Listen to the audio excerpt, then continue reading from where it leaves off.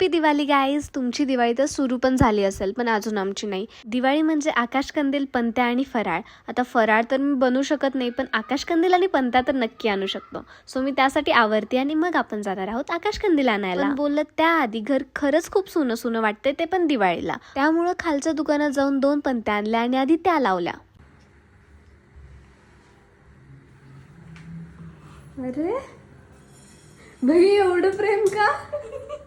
आजारी पडलीस. अरे मला आता मम्मीची आठवण नाही येते माहितीये. मी आजारी पडले होते म्हणून चक्क तिने नजर काढली. उफ, इतना सारा प्यार. उसके बाद हम चले गए कंदील लेने को, आकाश कंदील. बाहेर गेल्यावर तर आम्ही ऑटोने गेलो, पण नंतर आठवले की मेट्रो सुद्धा आहे, तर आपण जाऊयात मेट्रोने.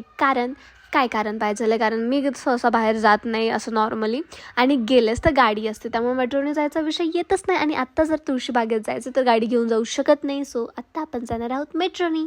आणि मेट्रोने बाहेर पडल्या तुळशीबागेत सगळ्यात आधी काय केलं असं गेस? सगळ्यात आधी काय करा? पाणीपुरी खाल्ली. ऑब्व्हियसली मी मुलगी आहे, तर मी बाहेर जाऊन काय करणार आहे? सगळ्यात आधी पाणीपुरीच तर खाणार. ओय, आमचा आकाशकंदील पाहायचा आहे, पण ते पुढच्या ब्लॉगमध्ये. त्यासाठी आधी फॉलो कर.